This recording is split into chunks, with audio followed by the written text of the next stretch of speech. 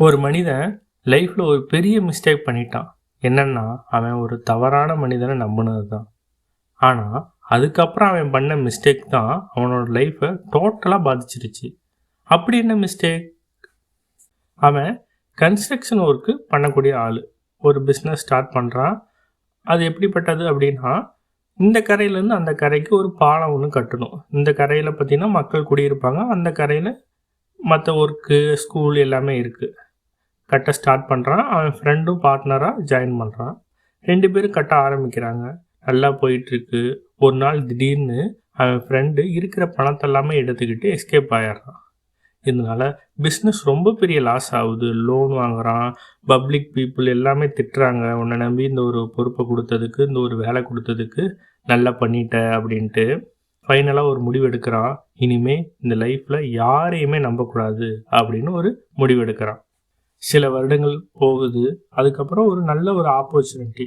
ஒரு இன்வெஸ்டர் இந்த மாதிரி நான் இன்வெஸ்ட் பண்ணுறேன், நீங்கள் இந்த ஒர்க்கை முடிச்சு கொடுங்க அப்படின்னு சொல்லிட்டு கேட்குறாரு ஹானஸ்டாக. பட் இவன் ரிஜெக்ட் பண்ணிடுறான். ஒய்ஃபும் சொல்கிறாங்க, என்னங்க ஒருத்தவங்க இந்த மாதிரி ஏமாத்தினா எல்லாரும் இப்படி தான் இருப்பாங்கன்னு ஏன் நினைக்கிறீங்க? இதை எடுத்து பண்ணுனா நம்மளுடைய கடன் தீரும், நம்ம லைஃப்லேயே செட்டில் ஆகலாம் அப்படிங்கிற மாதிரி அவங்களும் சொல்கிறாங்க. இவன் ரொம்ப கோவப்படுறான். நான் இந்த லைஃப்பில் யாரையும் நம்ப மாட்டேன், நான் இப்படி தான் இருக்க போகிறேன் அப்படிங்கிற மாதிரி சொல்கிறான். ஒரு சில நாட்கள்லேயே அவங்க ஒய்ஃபுக்கு ரொம்ப உடம்பு செய்யாமல் போயிடுது. ஹாஸ்பிட்டல் போகிறாரு.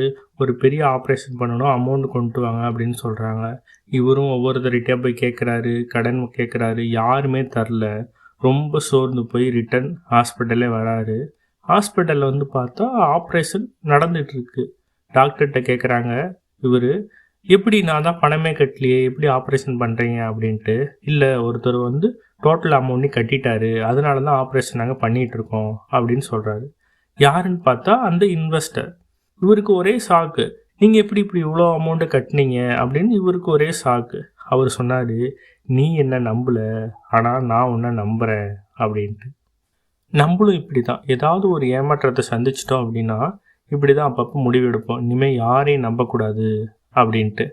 இந்த முடிவு சரிதானா, இல்லை இதனால் என்னென்ன பிரச்சனை வரும், இல்லை இதுக்கு வேறு ஆல்டர் சொல்யூஷன் என்ன அப்படிங்கிறத பார்ப்போம். ஃபஸ்ட்டு நம்மளோட வளர்ச்சி டோட்டலாக கட் ஆகிரும். அதாவது நம்ம பாதுகாப்பாக இருக்கோம் அப்படின்னு நம்ம நினச்சிட்டு இருக்கோம்.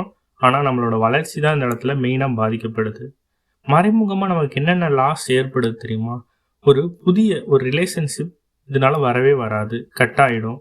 பிஸ்னஸ் க்ரோத் ஆகவே ஆகாது. இந்த மைண்ட் செட்டில் இருக்கும் போது ஹெல்ப்பை நம்ம அக்செப்ட் பண்ணிக்கவே மாட்டோம். யாராவது ஏமாத்திடுவாங்களோ அப்படிங்கிற ஒரு பயத்திலேயே மனசு ரொம்ப டைட் ஆகிரும். டோட்டலாக பார்த்திங்கன்னா லைஃப் ரொம்ப சின்னதாகிடும். அப்போ சரி, எப்படி ஒருத்தவங்கள நம்புறது? பிளைண்டாக விழக்கூடாது, ஸ்மார்ட்டாக பில்ட் பண்ணணும். எப்படி ஸ்மார்ட்டாக அவங்கள நம்புறது, எப்படி பில்டப் பண்ணுறது நம்மளோட நம்பிக்கையை அப்படின்னு பார்ப்போம். ஃபஸ்ட்டு எல்லாத்துக்கும் ஒரே மாதிரியான ஈக்குவல் நம்பிக்கையை கொடுக்கக்கூடாது. 10 வருஷம் ஃப்ரெண்டுக்கும் இன்றைக்கி புதுசாக வந்தவங்களுக்கும் ஈக்குவலாக எல்லாத்தையும் சொல்லக்கூடாது, எல்லாத்தையும் நம்பி அவங்கள்ட்ட ஒப்படைக்கக்கூடாது. தொடர்ந்து அவங்களோட ஃபாலோ பண்ணணும். என்ன பண்ணுறாங்க, அவங்களோட ஆக்டிவிட்டி எப்படி இருக்குது, அவங்க கடந்து வந்த பாதைகள் எப்படிப்பட்டது, அதெல்லாம் வச்சு தான் அவங்க இப்படிப்பட்டவங்க, இப்படிப்பட்ட கேரக்டர் நமக்கு நம்பிக்கையாக இருப்பாங்களா அப்படின்னு நமக்கு தெரியும். அதே மாதிரி நம்ம லிமிட்டை தாண்டக்கூடாது. நம்ம ஃப்ரெண்ட்ஸ்கிட்டையாக இருக்கட்டும், மற்றவங்களே இருக்கட்டும், நம்மளுடைய ஃபேமிலி மேட்ரு எல்லாத்தையும் சொல்லக்கூடாது. சொல்ல வேண்டிய விஷயத்த மட்டும் சொல்லணும். சொல்லக்கூடாத விஷயத்த சொல்லவே கூடாது யாருக்கிட்டேயும். அதே மாதிரி நம்மளுடைய நம்பிக்கை திடீர்னு டக்குன்னு அதிகரிச்சுட்டே போகக்கூடாது ஒருத்தவங்க மேலே. 0லேருந்து டக்குன்னு 100க்கு போகக்கூடாது. கொஞ்சம் கொஞ்சமாக ரைஸ் பண்ணணும். எல்லாம் ஓகே தான், இவ்வளவும் நம்பி இப்படி இருந்தும் ஒரு கட்டத்தில் நம்ம ஒருத்தவங்கள்ட்ட ஏமாத்துருவோம்.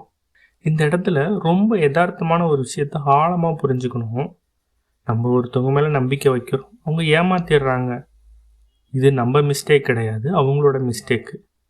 இந்த இடத்துல கடவுள் இருக்காரு இல்லை, இதை பற்றி நான் சொல்ல வரல. கர்மா கண்டிப்பாக வேலை செய்யும். நீங்கள் ஒருத்தவங்களுக்கு நேர்மையாக இருக்கீங்க அப்படின்னா அதுக்கான பலன் கண்டிப்பாக என்றைக்கோ ஒரு நாள் உங்களுக்கு திரும்ப சேரும். ஸோ ஒருத்தவங்க நம்மளை ஏமாற்றிட்டாங்க, இவ்வளவும் இத்தனை விஷயத்த நம்ம ஃபாலோ பண்ணியும் ஒருத்தவங்க நம்மளை ஏமாற்றிட்டாங்கன்னா அக்செப்ட் பண்ணிக்கோங்க, வேறு வழி இல்லை. பட் அதுக்கான பலன் உங்களுக்கு சேரும்.